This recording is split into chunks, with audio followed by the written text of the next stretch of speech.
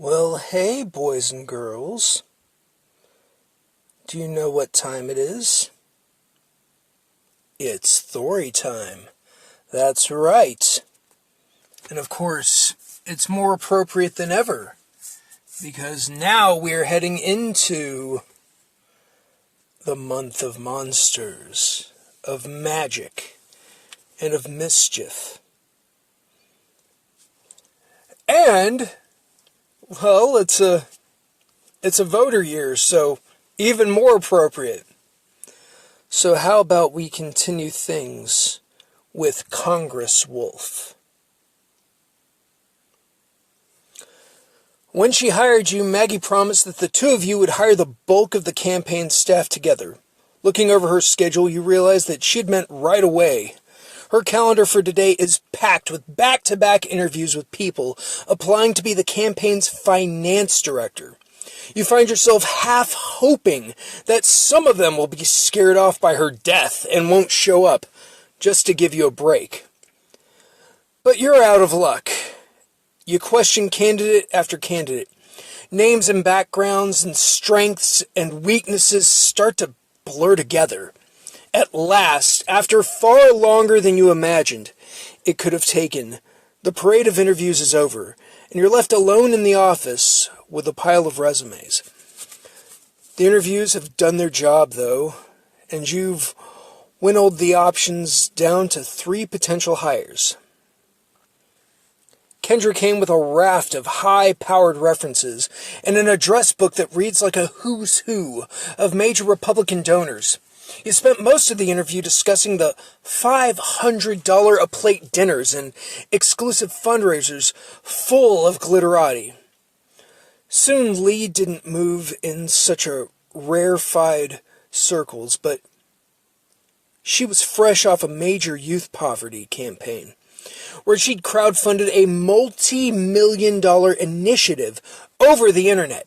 She spoke animately about building a massive email list and social media following, raising the money you need in many small donations. Mariana's resume was average at best when it came to stroking wealthy egos or building an online army, but the look in her eye and the tone in her voice when she promised you results at any cost made it clear that she was willing to go above and beyond to get the job done. Above and beyond the law, if that is what it took. So the options are Kendra, who is clearly the handshaking, glad-handing individual that, what were they, $500-a-plate dinners? Then we have Soon Lee, who was kind of the modern-day individual. And since we got to try and get our hooks in that group more than anyone else, she might be the highest candidate. However, Mariana, swearing results at any cost. I mean, that's the kind of thing bloodsuckers, I mean politicians like. However, most people are relying on the internet these days. And as much as the old school money hands will be there, and they'll be there when the smoke clears, we can't just fall on them. And we've already got at least one dead body on our hands. Depending on what Mariana's willing to do, I don't think we need 2 and or more than that. So, Soon Lee, you're hired. You send an email with a formal offer off to Soon Lee and are gratified to get an answer back almost immediately accepting the position. At least all that time spent in interviews was worth something. It feels like the meetings and interviews take weeks to finish, but by 3 p.m. you're finally alone in the office, seeing an empty calendar between you and the end of the day. You let out a deep breath and slump a little in your desk chair. You open up your to-do list and start editing, checking off the things you've done and adding reminders of the 1,000,000+1 things that seem to need monitoring, following up, and checking in on over the next few days. A cough interrupts your typing. Ian Torchetti? You told all the staff to call you by your first name, hoping it would foster a sense of camaraderie and shared purpose. You look up to see Sydney, your summer intern, standing in the doorway. Sydney's about 19, a rising junior at one of the local universities, you forget which, and inflicted with a serious case of bright-eyedness and bushy-tailedness. Yes, Sydney, you say, hoping you can deal with whatever it is quickly. Sydney coughs again nervously. I was just wondering if you had anything for me to do. I finished all the data entry an hour ago. You feel a flash of guilt. The data entry needed to be done, but it's not really the kind of on-the-job campaign experience the kid was no doubt promised. You rack your brains to come up with something meaningful Sydney could do for you. Why don't you look into Laxman Normal's background, see what kind of dirt you can dig up? Why don't you help me put together some personal stories that Faith can tell on the campaign trail? Why don't you ask around and see what you can find out about Maggie? Why don't you see if you can put together a policy paper for me on werewolves?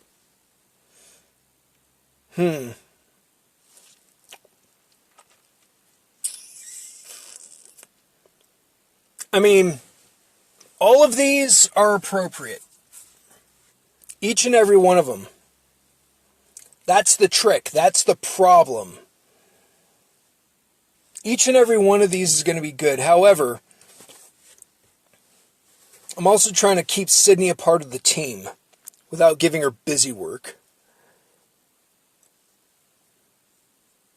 I mean, if she digs up the info on Laxman, then that keeps me out of the picture. You know, I'm trying to run a clean campaign here. I mean, I'm going to come up with plenty of fluff pieces for Faith to talk about, right?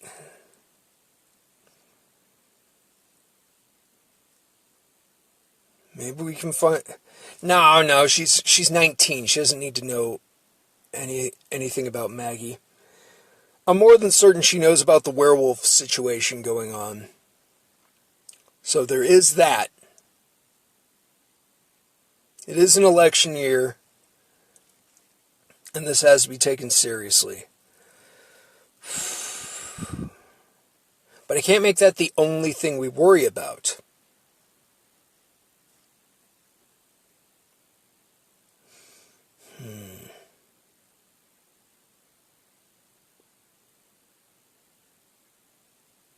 Why don't you...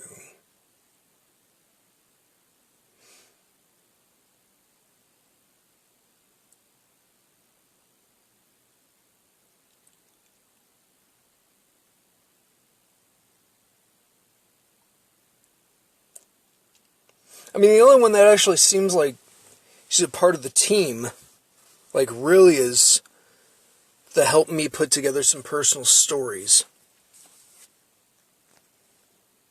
But I mean, all this other stuff's up there as well. You know, I'm putting her on an assignment to look... I mean, I already had her do data entry.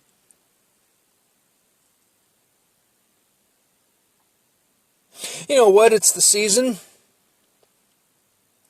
See if you can put together a policy paper for me on werewolves.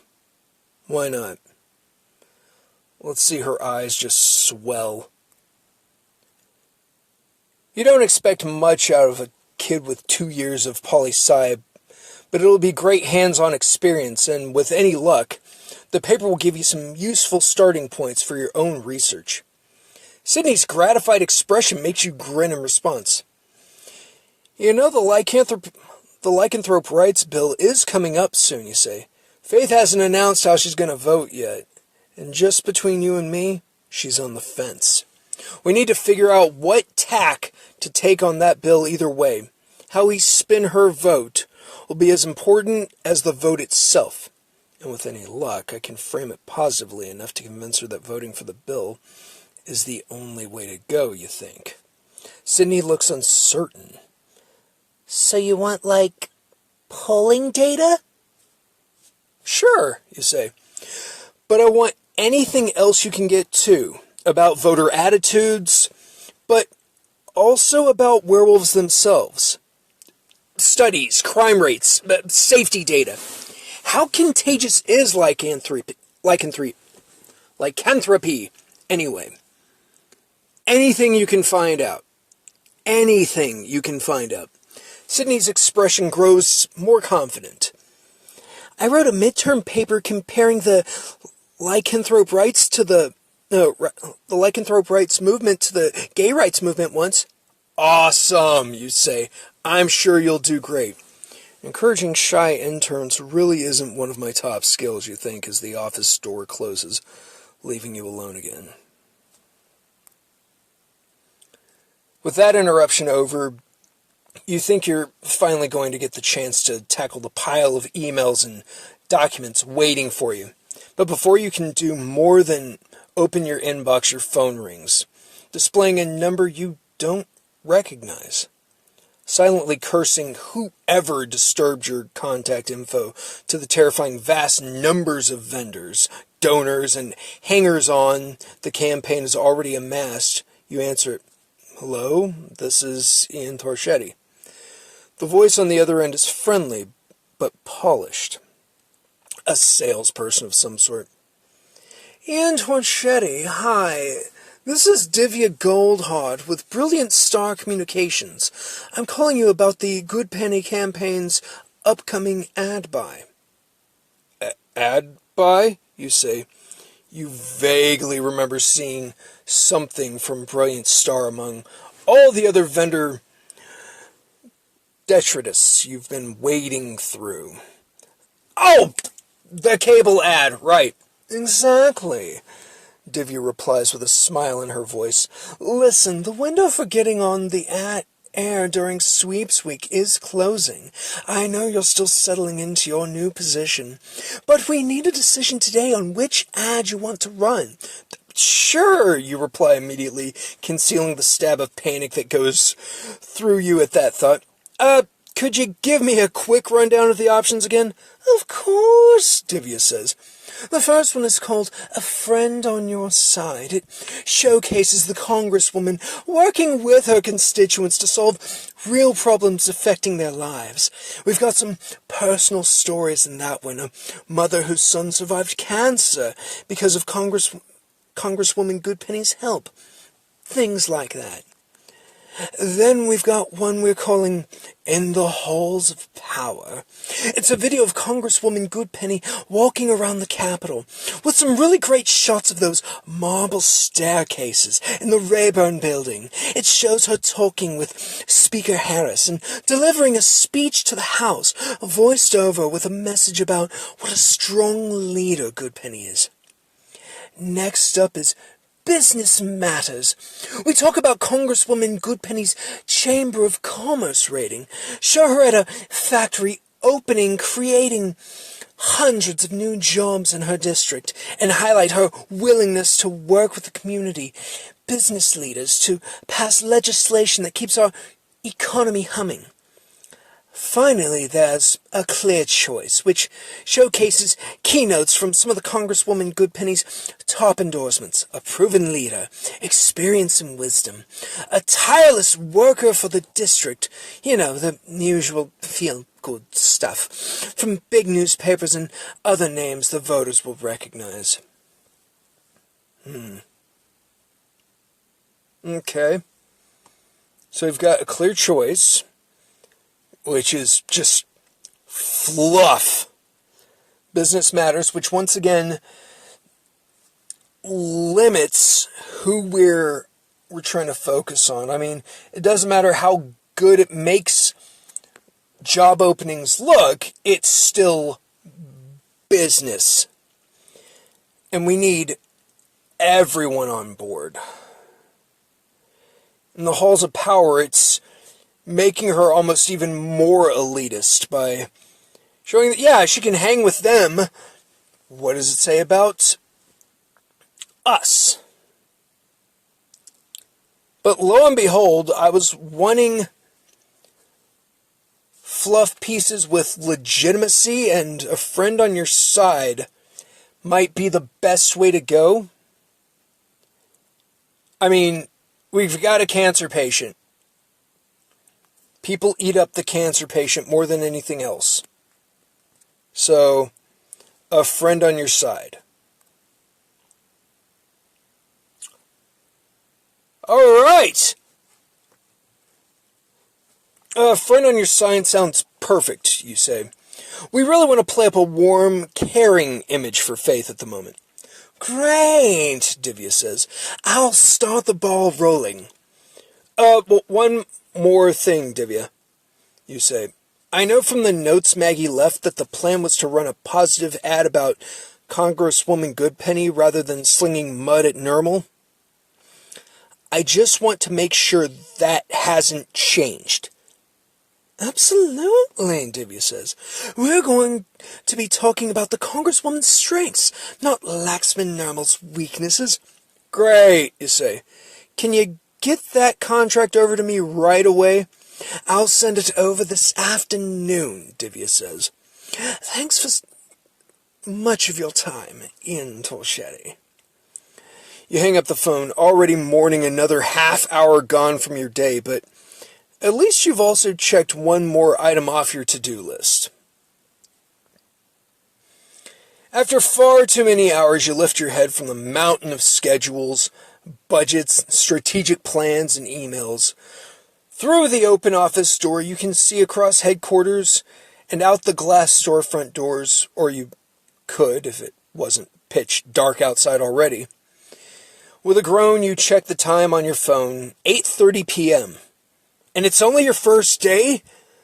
There are months left to go until election. Rubbing your blurry eyes with one hand, you pull up Maggie's calendar to see what you need to reschedule for tomorrow. You know even before you look that there will be more than one thing you didn't get to. How did she manage to keep this up at such a pace?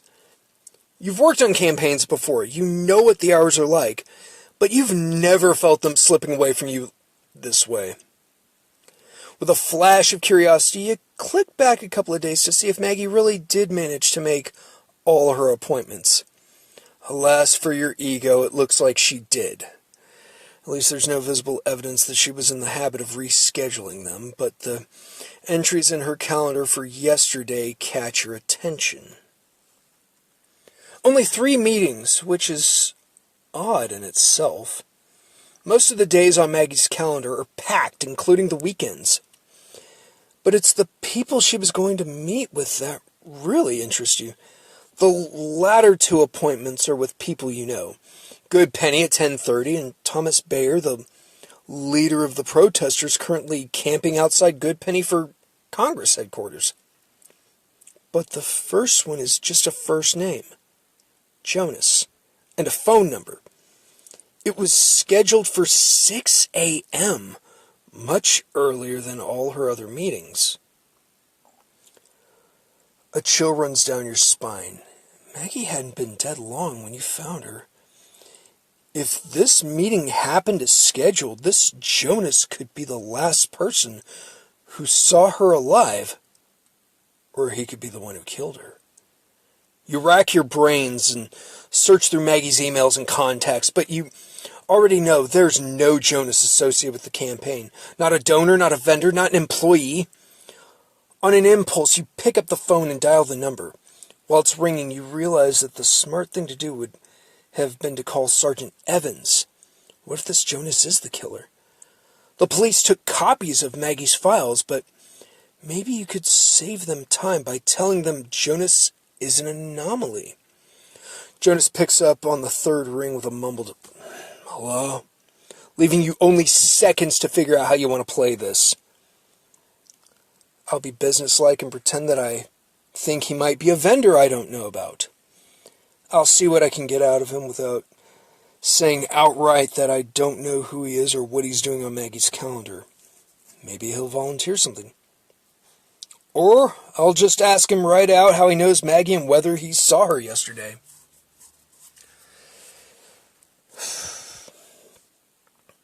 If Maggie knows Jonas in any way, shape, or form, then me digging, by not digging, he'll know, like right off the bat. Being straight up, not a good idea. I have no actual evidence that he is the killer, and I can't assume anything. And besides, in this day and age, asking outright could border on harassment since we are in Washington. Lord knows what the laws are like when it comes to that. If I'm businesslike, no, though, and play the field that way, maybe he'll drop his balls. Maybe he doesn't even see this coming. So there's that. I'll go that way with it. We'll play it up that way. Yeah. Hello, is this Mr. Jonas? You say, your crisp tone a little spoiled by the stumble. Yes, Jonas says. Who is this, please? You launch into your patter. Hi, Jonas. This is Ian Torchetti over at Congresswoman Goodpenny's campaign. I'm calling about the meeting you had with us. Sorry? Are you imagining things, or does he sound guarded? I'm sure you must have seen the news about Ms. Ramirez yesterday. You continue. Maggie? He sounds a little tripped. Yes, I did see it. It was terrible. I'm so sorry. Thank you, you say. The reason I'm calling is that I'm Maggie's replacement on the campaign, and I'm trying to follow up on all of her business. You force a rueful chuckle. I found an entry in her calendar with your name and number, and I'm sorry to say that that's all I have to go on. Can you tell me what your meeting was about? It was nothing. Jonas clears his throat noisily. Maggie and I were friends. That's all. We were supposed to get coffee, but I flaked. I wish I hadn't now. I see, you say. I'm sorry to bother you then. Don't worry about it, Jonas says. Have a good night. He hangs up. After the call ends, you feel a pang of conscience. I should really be leaving this up to the police, or at least letting them know what I'm doing. But more police entanglement in the campaign is the last thing Goodpenny, or you for that matter, needs right now. On the other hand, even though you didn't know Maggie that well, you know that above all, she was a straight shooter. And beyond that, she deserves everything you can do to make sure her killer's brought to justice. I need to do whatever I can to help the police find Maggie's killer. If that ends up making my life harder, so be it. I need to do whatever I can to win this election. If the cops it's the cops' job to figure out things like this. They don't need any help from me. I need to run this campaign the way that Maggie would have wanted it run.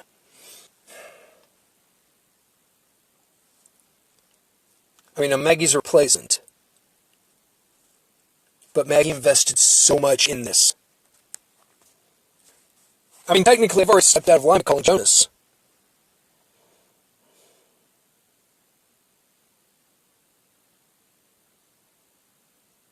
This one's kind of tricky.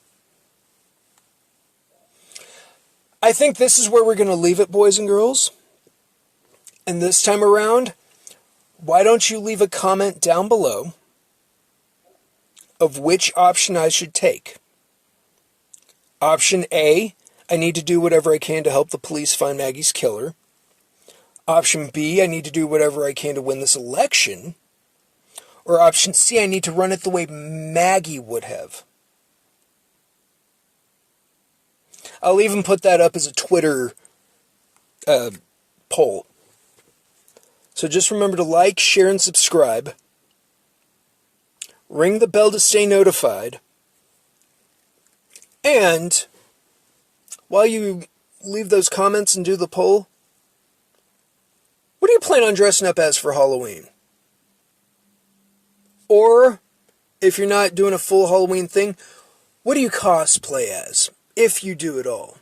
And if not that, what is your favorite Halloween costume? Whether it's one that you did that you had fun with, or just whenever you see this type of costume, you love how it looks. So until next time, I'm your narrator, Ian.